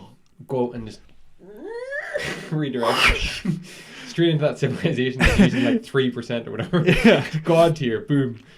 Oh wow. Yeah, I think freeze time. Freeze time would be pretty handy on a day. Selfish as well though, because I wouldn't be like saving the world or anything. I'd just be looking after myself. But imagine being able to like lie into like a minute before you're due to go to work. Freeze time, get up, spend 4 or 5 hours getting yourself ready, have a nice long breakfast, drive to work, and then just right on time. Here's a freaky thought though. No, you'd age. Exactly. Oh my God. You continue to age. So you would be like... I'd be like at 4 hours older. Exactly. But 4 hours older every single day for a year is like... I don't even know. But like you could be like, say you're 45, but you've been pausing time. You've been pausing time, all that. You're actually like 50. And people are like, God, you look a bit old for 45. You're like, yeah, I know. Yeah, I know, I freeze time. But at the same... No, see, that's the problem. Because if you could travel, forward and backwards in time, but not side to side, you'd still get older. But you could just choose. You could sleep in for 4 hours in the morning, travel back to your own time for work. Mm-hmm. You're still older. You're still older. Yeah, there's no way around it. No, you got to travel forward into time to find a way to stop aging, and then you can start pausing time wherever you want. There you go. Oh, it's like okay. I've changed my mind. I'm going to time travel. Time travel. I was thinking. Yeah, time travel. Yeah. I changed it. Yeah. That's a pretty shitty question, Neve. Don't ever do that to us again, man. I kid. That was a good question. Yeah, that was good. Final question is an anonymous one this week. Well, we know who it's from, but we'll not read it out. Okay. What is your favorite place to travel? Time. I mean, is it like your favorite, like holiday, or do you just want to say travel in general? I like traveling the shops. I like traveling to the zoo. I haven't been to the same place many times. I like traveling to like the cinema. I like traveling. That's go, I think. To work. Yeah. No, yeah, it's got to be somewhere like interesting, not like your daily task. Favorite place to travel / where would you like to travel? Let's open the question up a bit. Favorite place to travel? The favorite place that I've been. Yeah. Well, one of my favorite places to travel is Donegal. I love Donegal. Donegal is a good one. Probably one of the most beautiful spots in Ireland. Fact. Yeah, that's. I don't think there's many people who could contest that. That's a given. And if you're not from Ireland, I highly recommend that you travel to Donegal. There you go. Outside of here, I don't know. I don't know where my favorite place to travel would be. I don't know. I'm not a big traveler. Iceland, maybe? I've never been. That's it's my nice. favorite. Never been. Like what? I feel bad because I've been to a few places, yeah, exactly. Yeah, but I don't know if I could say that's my favorite. That's your favorite. I enjoyed it, sure. I wouldn't say I'm especially well traveled person. I've always been glad to get home from when I've been traveling. You know what I mean? Yeah, well, that comes though, like, but I think that's only because while you're traveling home, you're just like, God, I can't wait to get home. You have to travel. No, but even when you're coming towards the end of your holiday, you're like, I'm looking forward to get home. That's because you know it's nearly at its end. It has to happen. Mm-hmm. But like, I don't think I'd ever want to stay in those places for longer than a couple of weeks. I can't even think. The best holiday I've ever had, I can't even remember. I've had a lot of good holidays. Exactly, yeah. Exactly. But I don't know if the locale, like the destination has been is what's made it. Yeah, exactly. It's been the people I've went with and stuff. Exactly. It's been about the friends I made along the way. Because that's what life's all about. Exactly. Time travel. Where would I like to travel? Space, the ocean. Iceland. Iceland's definitely one of mine. Iceland's there, yeah, definitely. See those northern lights. Yeah. Iceland, I want to go to Rome as well. I've never been to Rome. That's a good one as well. Yeah, I'd like to see Rome. Prague. Really? So, yeah, but Prague I've heard good things about Prague. It's very very beautiful. Okay. Dubrovnik. It's cheap. Use discount code every promise to get yourself a further discount. Speak to your local travel counsellor. Dubrovnik, Croatia, beautiful this time of year. Just don't go on the railway. No, be fine. No. I'm not sure she was on the railway when it happened, but no, she wasn't. Besides the point. Thank you for the question again. Thank you, Anonymous. We'll think of some more, I guess. Yeah. When? I don't know. Later in our own time, we'll think of it. We'll answer it for ourselves, so we'll never get back to you. Of course, to everybody who submits the questions, thank you so much each and every week. We just love addressing them. Please keep them coming on a weekly basis. And yeah, I think it's time to get personal with the pod to wrap this bad boy up. Tell me what you did this week, Dave. What did I do this week, first? Well, wow. Heck of a week. I can't think of a damn thing I did. There was definitely something I wanted to mention. Mm-hmm. I have been working all week. Traveling all over the globe. But I don't travel. Over. I have had an especially boring week myself, Dave. Yeah. I've watched a bit. And that's it. Like I know there's things that I've watched. Yeah. Okay, yeah, there's one I watched during the week. Prisoners again. Prisoners? Yeah. What's Prisoners? Oh, have you not seen Prisoners? No. That's a recommendation for you. It's Hugh Jackman and Jake Gyllenhaal. Yeah. I've seen that on Netflix. Yeah. I have no idea what it is. Oh, it's very good. Denis Villeneuve. I've seen a couple of scenes. I've seen a scene of that movie. It was like, it went down as like one of the greatest scenes in acting, where they're sitting in a car. They're sitting in a car and they're giving out stink to each other. Yeah. Yeah. Yeah, they're good. Yeah, they're very good in it. And what's the film called? Prisoners. Prisoners. Yeah, excellent film. I would check that out. Watched it for the first time in a while. I think for the first time I've seen all of it, because a lot of things were still surprising me as I watched it. So I was glad. Have you started watching Bly Manor? The Haunting of Bly Manor. Started watching it last night. Okay, good. I haven't. Oh, have you not? No. For all my talk that I was going to start watching it on the day it came out, I've been so busy that today is the day I started. Yeah, no. I've heard positive things thus far. I can confirm those reports. You vouch for that, yeah? Yeah, the first 2 episodes we watched last night, and they were very good. Good. Very, very, very same like theme and kind of feel, and I would argue scarier than the first couple episodes. Really? Yeah. Maybe, I don't know. I'm not sure, but well, that's interesting. Definitely more like heavy on the like weird shit's happening right now. Like weird shit is happening. Good. It's not kind of like, is weird shit happening or not, or is it kind of? But just thrown in. There yeah, you go. It's good. The Boys. The Boys. You love The Boys. 2. You keep recommending it, and I keep saying I'll watch it, and I keep not watching it. The finale for season 2 was released on Friday. We watched it. It was excellent. Yeah. Ordered a Domino's. Oh, I just had a nice big yourself. Yeah, big fat night. Oh yeah. Yeah, great actually. And what did you get at Domino's? A pizza. Silly question. What type of pizza? Pepperoni. Raw pizza. And Laura got. I'm not a fan of chicken on pizza. It's so weird. I thought about this the other day. You saying that because it dries? Yeah, because it's like a dry thing. But she got like not Cajun chicken. It's chicken with like a red kind of like. It could be Cajun chicken. Would it be Cajun chicken? Yeah. Like a spice to the chicken almost? Tandoori chicken, I think that's what it was. Tandoori chicken. And it is good. It is good on that pizza. I think it's like, there's like that and sweet corn, maybe some onions. Fuck, it's good. You're making me hungry, D. You're making me hungry. It's good pizza. My mouth's salivating a little bit. I'm just going to have another jelly tot. Yeah. Keep firing them into you. Yeah, so that was like a big night. Good. It was good, Any sides? I always get the garlic pizza bread. I am a slave to that. I agree with you there. Delicious meal. Do you ever get cookies? Less frequently now. I would go, if someone handed me the choice saying you can have pizza and cookies or pizza and garlic, I'm going pizza and cookies. I'm going with garlic. I need the sweet after. I'm a big fan of dessert, man. I don't. Not from Domino's. I need it. Oh, anywhere. I can just take the. Oh, like if I go out for a meal, like we will literally always go main dessert rather than starter meal. Don't start and ruin your appetite. Just go for the big main and a classy. It pains me sometimes though, because I love starters. Like there's some starters out there that I adore. Goat's cheese. Bread and mushrooms. I love them with garlic mayo. What about bruschetta? Maybe. Or what? Bruschetta. It's good. What's that? Isn't it like a bruschetta is like bread like a marinara, and isn't it cheese on top or something? I think bruschetta. I've never had bruschetta. That Maybe sounds a bit delicious. of basil Though. in it as well. It's like a mini pizza. Basically. Is it basil, Chris, or is it basil? Basil. Basil sounds like a fella, like basil. Basil Fawlty. Oh, basil then. Basil Fawlty. Basil sounds more clinical though. I don't know if I like it. Basil. I like basil. Add some basil. Is it oregano or oregano? Is it aluminum or aluminium? Is it aeroplane or aeroplane? Oh, that's the tough one. Aluminum. Ash. I taste it in my mouth. Yeah, I hate aluminum. Aluminum? Yeah.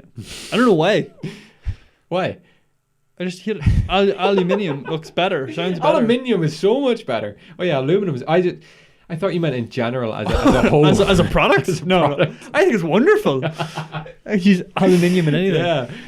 But sorry, we are so far off topic. I think we're talking about Domino's. We were. Yeah. We get into aluminum. Yeah, that's what I did. The boys Friday night with the pizza, Blythe Manor last night, and Prisoners during the week. Fantastic. It's good. Yeah. What a lovely watch fest you had. I watched Hunger. It was my first time watching it. Right. The Michael Fassbender. Yeah. Have you seen it before? I seen right up until the part where they did this like amazing like 7-minute one-shot take where they're talking, him and Liam Cunningham. Unbelievable. Just holy shit. I was watching that and then like that I didn't know the scene was going to last so long and I was like, how long have these fuckers been talking for? Yeah, exactly. Didn't know it was all one take either, but the shape that he got himself into for that movie is criminal. Like that's not good for you. No, it's not. I know he was portraying a hunger striker. Yeah, I mean, yeah, but like there's a limit. But Jesus, yeah, good movie. I watched it.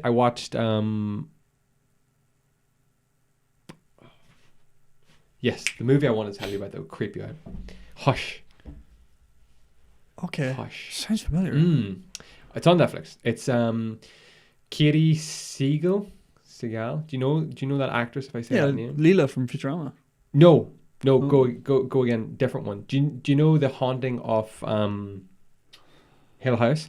Do you know the daughter who has like is it clairvoyancy she has or something? Yeah. Who has to wear the gloves? Yeah. Her. Oh right. Yeah. Oh, you should have said that. Yeah. And I'm not sure if she's anything to Steven Seagal. I don't know. It's spelled differently. What's her name? Siegel. Is it Katie Siegel or Seagal? Isn't Leela from Futurama Seagal as well? She's Seagal as well. Yeah. Well, maybe they're related because they look similar-ish. They do. They don't sound too similar, I don't think. No, true. Anyway, she doesn't talk in this movie, and I'll tell you for why. She's hush. Yeah, she's hush. I keep looking over there for the camera. Soon we'll have a 2-camera setup, and you can look at it all you want. That's it. It'll be my camera. Camera 2. D's camera. Camera 2 is on. Someone tell D that camera's not on. Sorry. Anyway, she plays a writer who, after a spout of meningitis as a child, she's gone deaf and mute. Oh my god. She moves out to like a remote cabin, and that's where she's obviously working from. But I don't want to ruin it, but there's someone who's looking to break into her house who knows that she is deaf. Deaf and mute. And it just goes from there. And it is an edge of your seat fucking roller coaster. Okay, that sounds excellent. Because it's all shot in just like one little house and it surrounds, and it literally had me going like scream like, what are you doing? Like properly shouting at the TV, because they're playing it so well, because every noise he makes she can't hear. Mm-hmm. And there's times when she's moving and you're like, oh my god, why can you not hear? Oh, that's right, you're fucking deaf, you can't hear that. And you're like, oh Jesus, it properly got me. Fuck. It got me good. It's a good movie. It doesn't take long to get into either. Well, and it's just like boom. Okay, that's one to add to the list. Yeah, it scored very highly on Rotten Tomatoes as well. Have you seen Don't Breathe? No. Okay, that's another good one. Yeah. Okay, yeah. So you can watch Don't Breathe and Hush. One is blind, one is deaf. And mute. Yeah. I recommend it. And A Quiet Place to tie that together. There we go. All the senses. Yeah. Yeah. Please watch Hush. It's terrific. Did I watch anything else? No. I watched a bit of Bob Lazar this week, actually. That tied in well to us. Very good. That was it, I think. That's good, Chris. Bly Manor tonight. And that's it. Yeah. I think that's an excellent way to spend your time, because it's just excellent. Yeah. Just really good show. What have you planned for this Sunday, like today? Gonna walk the dogs, which would be nice. Nice brisk day for a walk. Anywhere in particular? Castle Sheen? You crazy man. Why? I was talking to the main man yesterday about this, and he said he heard the stories that we were telling about camping in Castle Sheen. And he was like, don't go back there. No. Well, he said go back and do a podcast from there. We should do. That's a terrible idea. No, it's a great idea. That would terrify me. Because you excuse me. Christopher. Pardon. No, it's a great idea. And I'll tell you for why. But I'll tell you for why. No. Because that's our haven. Yeah, we know those grounds. At the back of our hat. Not as well as fucking ghosts do, apparently. Well, true, yeah. With dogs. No, but we should definitely go back up there and do, like, if not a podcast, some sort of video, because like that's like so much of our childhood and adolescence was spent in and around that forest, like camping, shooting like little movies and all of our moving images stuff. And I gotta face my fears and go back is what you're trying to say. Exactly. I mean, I feel like you've been back multiple times. I've been back, yeah. I think we camped after that just occasion never as well. at night, I don't think. I don't think I've ever been there at night. We should go at night. Tonight. That'll be a good like little special introductory to one of our spookies we could do. I don't know, because it's a spooky forest. Yeah. Oh, spooky as hell. Mm-hmm. There's an old manor in it. Oh, there is actually. There's an old estate house in it. Mm-hmm. Oh, fuck. If someone died there, I'm going to find out. Definitely. Oh, I'm going to find out all of the noise about Castle Sheen. We're going to go there. So you're going to walk the dogs around the Sheen Castle Forest. They're going to walk us by. Mm-hmm. But yeah, that's the plan. And a bit of food back at the home house. Terrific. Mother dear shall cook. Terrific. And pass on my best to the parents. I shall do, actually. Thank you. We all need well-wishers in this COVID time. These coronavirus times. We need it, you know? Yeah. Well. Yeah, I think that's the plan. We're back up to Belfast tonight, work in the morning, you know yourself. Back to the grind. I know. It's gotta be done, Lee. I will chill out. I'll get this exported when we stop talking. And that'll be ready to go this evening. I'll get the audio up for tomorrow, the video up probably for Tuesday. And today I will relax, put the feet up and watch some Formula 1. And that's about it. That's good. Oh, I did a fucking terrible thing yesterday. My brother and sister were looking to go down to Craigavon. And I wanted to pick up a few bits and got 3/4 of the way down the Portadown Road before I realised I forgot my wallet. And all my cards and everything. Did I turn back? No. I just went on and walked around the shops with them. It was terribly disappointing. Do you have a Google Pay or anything like that? Not with my bank. Oh my god. My bank don't allow it, man. BOI? Bunch of bollocks, man. Mm-hmm. Useless. It was heartbreaking. That is heartbreaking. I guess I saved myself a bit of money. True. You know, silver linings, but no, it was one of them days yesterday. No. Yeah. That's painful. Mm-hmm. I thought there was something else I should mention. No, I forgot it. Nope, that's it. That's all I have to mention. A pretty boring week this week. But, no. That's it. Yeah. I thought I had something else. No. We'll plan something crazy for next week so that we can talk about it. Yeah. Yes, ladies and gentlemen, boys and girls, this has been episode 106 of the Empty Promise podcast. Thank you so much for tuning in. And we hope that the spooky stories found you well. If you wouldn't mind doing us a little favor, it would be fantastic. If you listen to us on any podcast hosting service that allows you to give us a rating, we would be forever in your debt for just a quick rating. It takes 2 seconds. It does. Click 5 stars. 6 stars. 6 stars if you have it. Yeah. 6 out of 10 is not bad, D. You're right there, boy. Above average. That would be fantastic. If you watch the video version, just click that little like button. Mm-hmm. You know, unless of course like you're watching like a big TV or something, you know, you want to stream us. In which case you can be forgiven. Pick up the remote and hit the like button with that. We also like to be told whereabouts you're listening to us from, if that makes sense. We can see in our analytics sometimes where people are. Can see it. I'd love to know not the strangest place, but just whereabouts we've been listening to. Yeah. Because the bath. It's always a good one. Take our tender, soothing voices with you on your soapy travels. Oh, what excellent description of a bath. You should do like advertising for like bath bombs. Oh, I really couldn't I? Think about it. Yeah, I've got the wording. You do. You've got the word. You've got the wordmanship. I've got the wordmanship, and I've got the dictionary and thesaurus all up here.